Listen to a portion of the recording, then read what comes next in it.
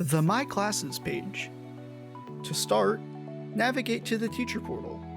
From here, click on the card labeled My Classes. This will bring you to the My Classes page. Here you will find all the classrooms you have created. If you have not created a classroom yet, there will be a box prompting you to create one. Each classroom will be displayed as its own unique card. If we take a closer look at one of these cards, you will see some basic information about the classroom. This includes the classroom's name, subject, period, number of teacher and students, and its unique code. This code is used by students to join the classroom. Also in the My Classes page are two more buttons. One, to return to the Teacher Portal, and the other, labeled Add Classroom, is used to create a new classroom.